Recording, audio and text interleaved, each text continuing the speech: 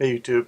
Um, so this is what this video looks like without light, and this is with light. And I guess it looks better with light, but I always feel a little guilty turning on the lights as if I'm um, being a bit vain by insisting on the light being good so that you can see my face properly. you know, as if anybody cares. I always feel like, nobody cares if the lighting is good or not. You're not a movie star, so. I'm making a video right now because I want to address, and I'm downloading something at the same time, so I'm wondering if this video is sticking. Is it sticking? I want to address, I want to talk to Hello Rodney. I want to talk about a few things. There's a guy named Mean Black Dude. I think a lot of you know him. If you know me, you know him.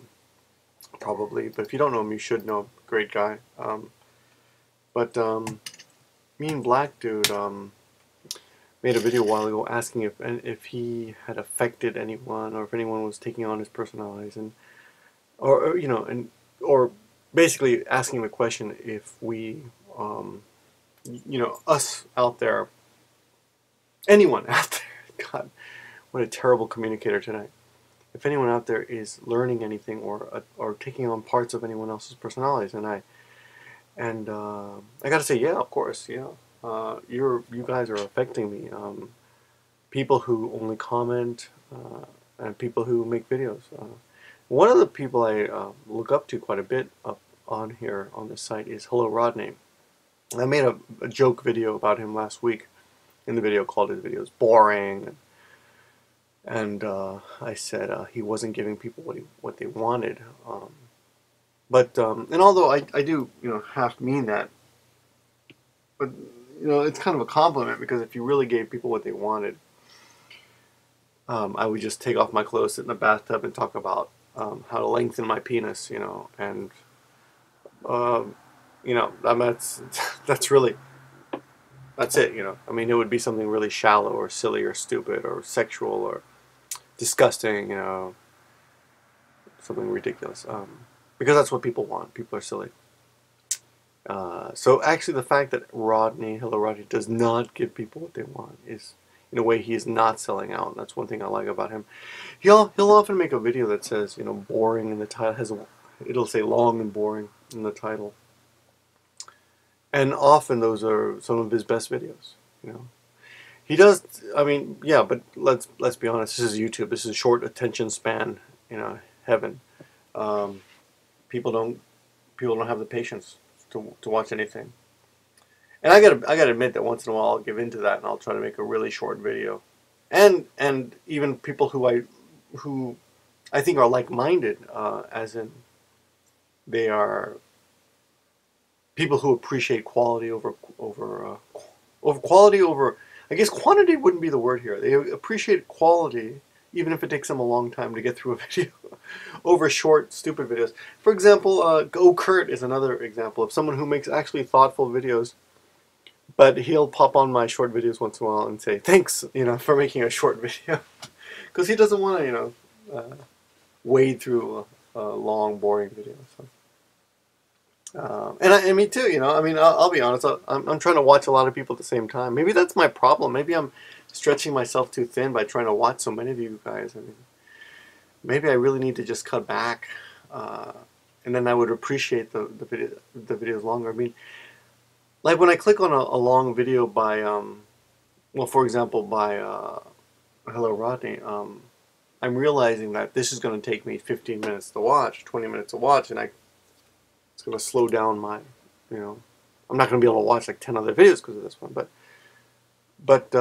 in his particular case, it's a sacrifice I'm willing to make, But he talked about something in his video. Let me get to the point, right? Let me get to the point. First of all, he talks about a girl that he knew when he was younger, and he mentioned that he and she both went to drug rehab. And as I'm watching him, I'm sipping my whiskey, my Wild Turkey, whiskey here. But I want to, and I feel a little guilty because I know Rodney doesn't like it when I drink on camera. Or I suspect he does. I don't know. Um, I feel a little guilty, but at the same time, look, I'll go like a week without drinking at all. So it's not like I don't have a problem, man. Right? I can go hours without drinking. No, seriously, like this is going to be the last drink I have until next Saturday. So, of anything, beer or whatever. So, yeah. So, um, I don't feel that bad.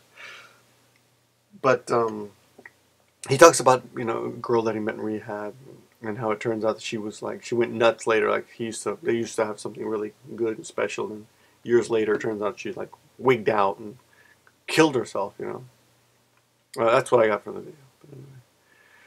So I thought I would tell you something I learned just recently.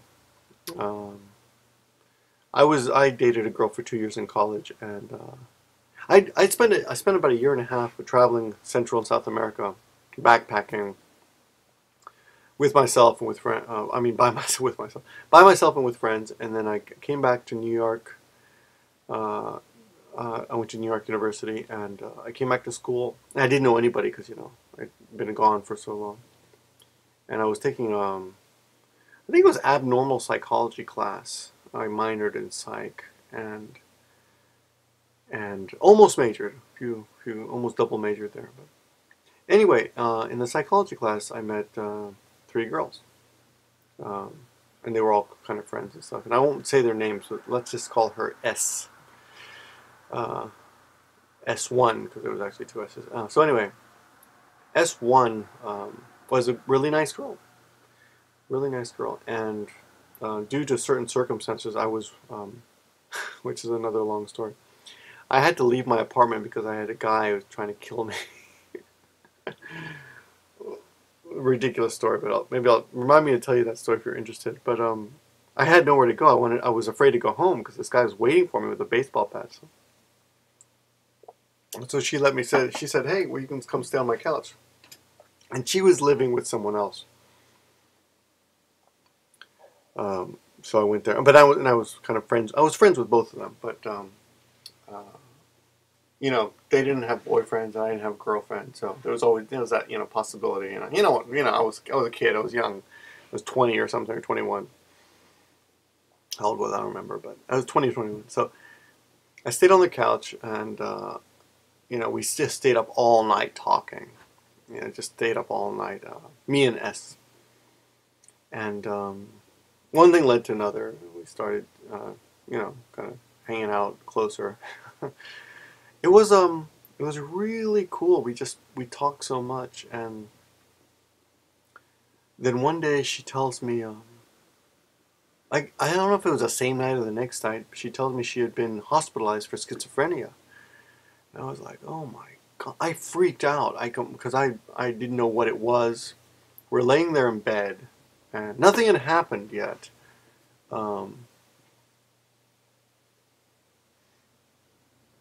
But we were in bed, and the and I guess I don't know. I guess I tell you this kind of weird to tell an audience, but we were laying there in bed, and she told me this news, and it hit me like a bombshell, and I was so freaked out by it I didn't know how to react. So I started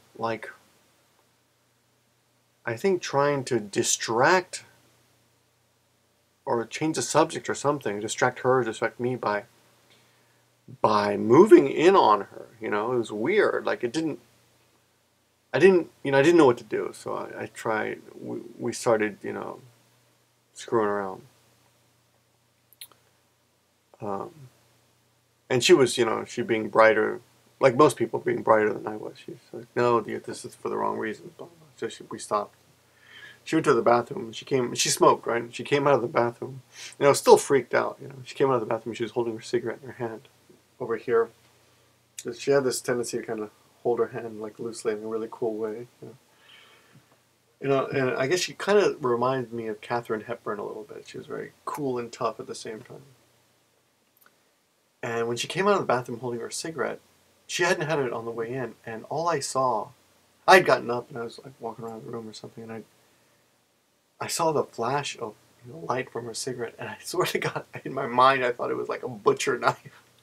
Because for me, like, schizophrenia equals, people who are gonna kill you. So I didn't know, anything about schizophrenia then. So anyway, of course she didn't kill me, and I realized it was my mistake, and everything was fine, and we became, a great couple for a while. And a couple of years later, we went up and down roller coaster of passion and love, and broke up. She got another boyfriend, I got another girlfriend, and then one day her friend was killed. A girl from the hospital was killed in a car accident. And although we were broken up, she called me, and everything was kind of like fixed again, because I guess the death of her friend, was something that she could only deal with. She only wanted to talk to me about it. She didn't want to deal with her new boyfriend. And so I guess we got kind of back together. But at that point, I was about to leave, and I did. I ended up leaving, going off on. Oh, I went on another trip. I went to South America again. Yeah, I went to South America again, and then eventually I went to Japan. But after that was on my way here, I guess. I must have been 22 then, I guess. But anyway, okay, so it turns out this she went off to her parents loved me. They loved me because in their minds I had fixed their daughter by being a normal guy, semi-normal, and dealing with her and helping her open up and helping her be kind of, I don't like using the word normal, but helping her adjust, because when I met her, she had just gotten out of the hospital, She'd been in the hospital for schizophrenia for 1 year. Turns out, she told me, it's kind of funny, it turns out she was faking her recovery a little bit in that, she heard voices, she said. Because all this is third hand, so this is not a medical case, it's just what happened. But she told me that she heard voices that said things that were innocuous, like, the chair is red, the door is open. And so when people were in the room, sometimes she couldn't tell if someone had said something or her voice in her head had said something. It was very artistic, by the way. She drew and painted, and she wrote poetry and stuff like that, and stories. She's like a child fascinated with the world. She's very young that way, very fresh. And I like that. But she was a painter. So anyway, her parents loved me and all that. And after I left, she went off to Czechoslovakia and lived there for a while. And she met a boy, and they fell in love, whatever. And then I guess she wanted to move back to the States, but he didn't. I guess now it's Czech, but in those days it was Czechoslovakia. So she left him and came back to the States. She got a boyfriend she met all. So the other day on Facebook, which I almost hate, I met an old friend, Mary. Oh, I said her name. Shit. Yeah, Mary. Okay, good luck finding her. I'll edit that out. No, I won't. So Mary tells me a story of what happened to S. And what happened was she apparently got married to some rich guy, rich dude. And as soon as she got married to him, she started screwing around on him, like on other guys online, which is really just so out of character for her, because she was so, I don't know, it's just something that I never would have imagined she would do. She got online and she started just meeting men, and I guess she kind of became kind of a slut. Started just screwing guys left and right, here and there. And the guys she was screwing were married. Yeah, this is something interesting. I read this in a book called Freakonomics, but the most common the people who use those dating services most are married men, which is funny. So chances of you meeting me increased by as soon as I got married because we're online.